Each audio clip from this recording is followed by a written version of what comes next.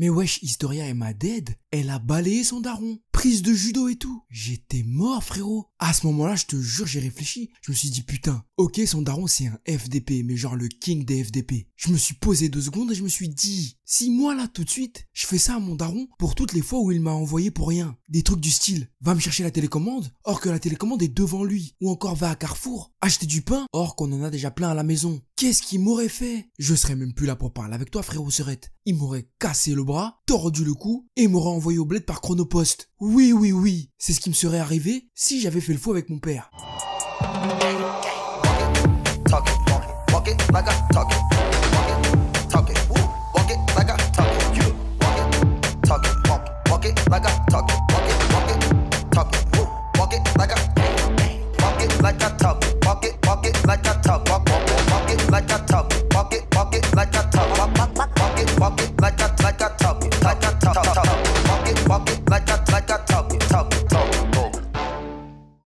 Ohio Midnight, ici Afro, j'espère que vous avez la pêche comme moi c'est le feu. Bienvenue dans le bendo, dans le bang si tu préfères. Et aujourd'hui on se retrouve pour la review de l'épisode 7 de la saison 3 de Shingeki no Kyojin. Cet épisode était vraiment ouf, je te jure. C'était une dinguerie dans tous les sens du terme. Il y a eu de la révélation, de l'action. On en sait un peu plus. Qu'est-ce que je raconte? On sait tout maintenant, on sait tout. Et franchement j'étais pas prêt. Là je t'avoue, j'ai pas envie de faire la review. Je te dis, oui j'ai pas envie. Sois pas choqué frérot Serette. C'est juste que là, bah, j'ai pas la force. J'ai besoin d'amour littéralement. Donne-moi de l'amour. Parce que durant cet épisode, il y a eu trop de haine. Trop de haine, trop de dingueries qui se sont passées. Et j'ai pas pu le supporter. Oui, il y a des trucs que je peux accepter. Mais pas tout, frérot Serette, pas tout. J'ai pas le cœur assez fort. Oui, je te le dis. Donc, donne-moi de l'amour, frérot Serette. Là, j'en ai vraiment besoin. J'en ai vraiment besoin. S'il te plaît. C'est trop là. La vérité, c'est que je sais même pas par où commencer, frérot Serette. Je te dis la vérité, je sais pas. Bon, commençons par la première partie de l'épisode, tiens. En effet, on a eu droit à l'affrontement de la team Kenny contre le bataillon d'exploration. Et cette bataille était absolument épique.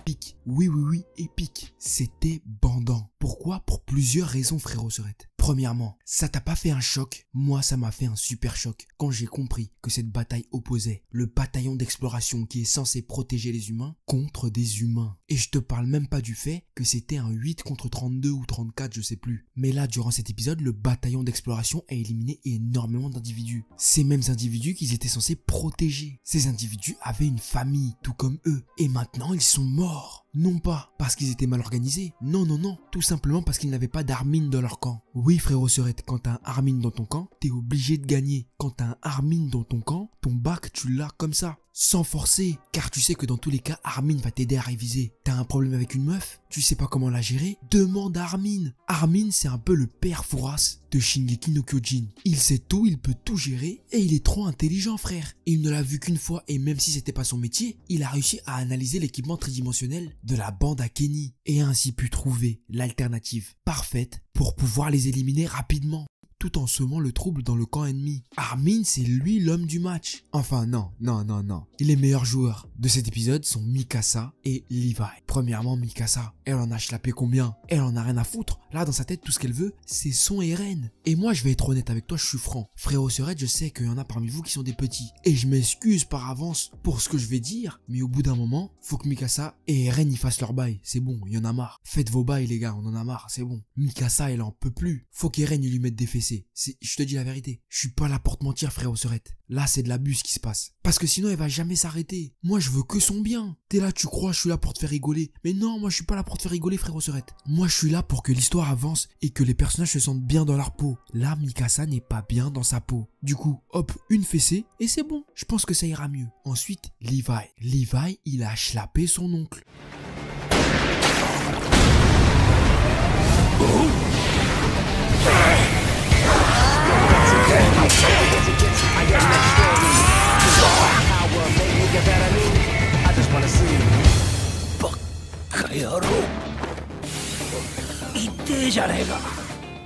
Mais c'est quoi cet épisode sérieux? Qu'est-ce que vous voulez apprendre aux enfants? Qu'il faut mettre des balayettes à son daron et chlapper son oncle si on veut réussir dans la vie? Frérot Serette, j'étais pas prêt. J'étais pas prêt. Le pauvre enclos, il a rien fait, il venait juste aider. Il a failli se faire cramer la gueule et en plus de ça, on lui a chlappé une côte. Mais par contre, je veux bien que Kenny soit thug et qu'il soit charismatique à la mort et que quand tu le vois, tu bandes, etc. Mais ça reste un humain. Il s'est fait chlapper la côte. Comment ça se fait que même pas 3 minutes plus tard, il se retrouve devant Historia et son daron et genre il a rien, il saigne même pas un peu. Je veux bien que vous me preniez pour des cons, mais il y a des limites quand même. On n'a pas élevé les cochons ensemble. Je suis pas votre pote moi. Vous avez cru quoi, c'est la fête? Que donc c'est moi vous allez bolosser inconsciemment? Genre moi je regarde l'épisode, je vois je me fais bolosser et je dis rien. Vous êtes malade ou quoi? Où il est le sang de Kenny? Dites-moi où il est. C'est pas normal. Où il est son sang, putain de merde? Et c'est quand même abusé. La pièce elle fait combien d'hectares? Parce que oui là on parle en hectares là, à ce train là. Il lui a fallu combien de temps? 2 jours pour traverser toute la pièce? Non, au bout d'un moment faut être cohérent. Je veux bien que vous remodeliez un peu l'histoire à votre sauce pour qu'elle soit cohérente, mais s'il vous plaît, je suis pas venu là pour qu'on me mette des douilles. J'ai d'autres chats à fouetter quand même. J'ai pas votre âge moi. Et tout ça s'est passé sans même que Levi sache que Kenny est son oncle. C'est triste de ouf. Je te jure la vérité, c'est triste. Enfin bref, cette partie d'histoire, je l'ai trouvée un peu chelou. En plus de ça, je l'ai même pas mentionné, mais Psartek, Jean, il a enfin tué son premier humain. Bon, je sais c'est pas bien. En vrai de vrai, c'est pas bien ce qui s'est passé. Ils ont tué des humains, c'est pas bien. Mais on est dans un manga. Jean, il a enfin servi à quelque chose, et ça je dis oui. Et pour tous ceux qui, parce que je vous vois, vous croyez que je vous lis pas dans les commentaires, mais je vous vois fort. Tous ceux qui ont dit que Jean avait fait exprès de trébucher. Mais vous vous croyez où vous? Vous fumez du shit, du chanvre? C'est comment, il vous faut des lunettes? Non mais on est où là? On est où là? On fait pas exprès de tomber, hein. On fait pas exprès de tomber, frérot Serette. Quand il est tombé face à Marlowe Hitch, c'est qu'il avait trébuché. Oui, il voulait les tester, mais il n'a pas fait exprès de trébucher. On fait pas exprès de trébucher. C'est les bolos qui trébuchent. Après, oui, il les a testés, mais il a pas fait exprès de trébucher. Vous êtes des oufs. La Védome, j'ai envie de vous remettre le passage tellement j'ai le seum. Mais je vais pas le faire parce que j'ai la flemme. Mais faites attention en tout cas à ce que vous dites, hein. Je vous vois dans les commentaires. Bref, le big up à Connie aussi qui a bien géré. Bon, maintenant que cette partie a été écartée tranquillement de la review, passons maintenant au gros de cette histoire. En fait, depuis le début, Papa Race, il voulait qu'Historia graille Eren en s'injectant elle-même le pouvoir pour pouvoir la contrôler et lui faire faire des dingueries avec les titans. Sachant bien que manque de peau, en parallèle, Kenny avait tout prévu. Il attendait ce moment pour pouvoir lui aussi injecter le sérum et se transformer en titan. Sauf que pas de chance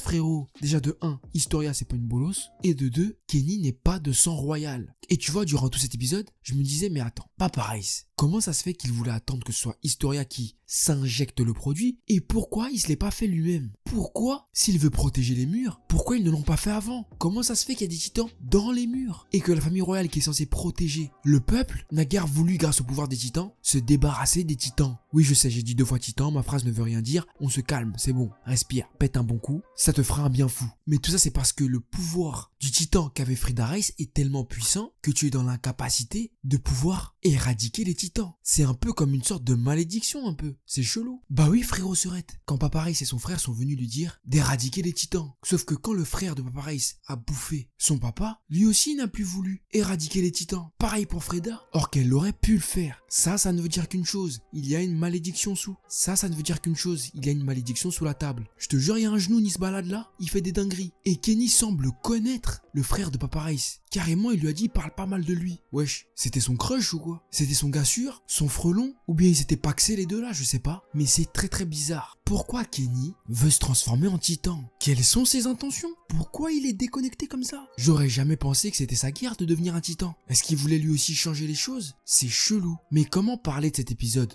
frérot? Serette, sans parler d'Eren et d'Historia. Ces deux-là, même combat, hein. Je te dis la vérité. Bon, même si Eren il a fait un peu la tapette durant cet épisode, mais en même temps faut le comprendre. Faut comprendre le boug. T'as vu dans quelle situation il est ou pas? Il a appris que son daron il avait tout niqué. C'est à cause de son daron qu'il y a eu toutes ces dingueries. Normal qu'il s'en veuille et qu'il a envie de mettre fin à ses jours. Historia de son côté, elle aussi manipulable, mais pas manipulable pour rien. Manipulable parce que dans sa vie elle n'a jamais été aimée par sa famille. Elle a vu en son père un moyen de retisser des liens, de redevenir proche. C'est pour ça que durant le début elle a un peu pété les plombs, qu'elle était déconnectée un peu, que t'avais envie de la gifler seulement, de lui dire mais ferme ta gueule toi, jette le liquide au sol et va libérer Eren. Naniがエレン、そんなに睨んで。彼は自分の運命を悟ったのだよ。彼に奪われた力はあるべき場所へ帰るだろう。ヒストリア、お前の中へとな。Parce que s'il n'y avait pas eu Ymir, frérot Serette, et si Historia n'avait pas pris conscience de la situation qu'elle était en train de se faire, amadouée par son père, qui allait encore une fois décider de son destin, lui qui lui a privé de mère et surtout d'avenir, ça aurait été abusé. Voilà pourquoi je suis content de son revirement de situation. La balayette au daron était propice, même si celui-ci s'est transformé à la fin. Et là, je me demande comment ça va se passer, s'il y aura une bagarre entre Eren et lui. Mais en tout cas, toute cette histoire a mis Eren dans le mal. Mais quand je te dis le mal, c'est le mal. Le petit, il était en bad, clairement. Jusqu'à c'est même Historia qui lui a dit, vas-y viens Eren, on se barre, on va tout niquer dehors. Et pour une fois, je ne peux dire que merci Ymir. Je ne cautionne pas ta relation avec Historia, mais au moins ça lui a permis de se réveiller et de ne plus se laisser marcher sur les pieds, de ne plus subir sa situation et de s'affirmer en tant que femme avec un réel avis. Mais quand même, je dois dire que Historia est bel et bien la pire des garces, car son comportement du début m'a bien fait flipper. En tout cas pour moi cet épisode il était vraiment extra lourd, j'ai kiffé. On est passé par tellement de sentiments, la détresse, la compassion, la peur. Hansi a failli y rester, je l'ai oublié lui. Elle, je sais pas si elle a un kiki ou un zizi. Est-ce qu'elle est morte? Est-ce qu'il est mort? Non franchement je veux pas qu'il soit mort s'il vous plaît, non le tuez pas, je l'aimais bien moi. Enfin bref, pour moi cet épisode était une dinguerie. Mais là tout de suite ce qui m'intéresse c'est de savoir ce que t'as pensé toi de cet épisode frérot Serette. Est-ce que tu as kiffé, pas kiffé? Est-ce que tu étais subjugué? Est-ce que tu as été surpris? Est-ce que tu l'as regardé en mangeant un kebab ou un grec, en mangeant des pâtes, du riz, du poulet, aux toilettes, dans la salle de bain, avant de t'endormir? Dis-moi tout dans les commentaires frérot Serette, j'ai hâte de te lire. Voilà, sur ce c'est la fin de cette vidéo, j'espère qu'elle t'aura plu. N'hésite pas à mettre un gros pouce bleu si tu l'apprécies, abonne-toi à la chaîne et rejoins la famille frérot, c'est important. Suis-moi sur les réseaux sociaux, Facebook, Twitter et Instagram pour ne rien louper de l'actu de la chaîne. Et quant à moi, je te dis à très vite sur cette chaîne pour de nouveaux contenus. Sayonara frérot. Smoking, no cooking, the hot pot. Fucking on your bitch, yeah, that. Cooking up dope in the crock pot. We came from nothing to something, nigga. I don't try nobody, grip the trigger. Call up the gang and they come and get gang. Call me a river, give you a tissue. It's bad and bullshit, bad. Cooking up dope with a Uzi. My niggas are savage, ruthless. We got better than 100 rounds too. My bitch is bad and bullshit, bad. Cooking up dope with a Uzi. My niggas are savage, ruthless. We got better than 100 rounds too.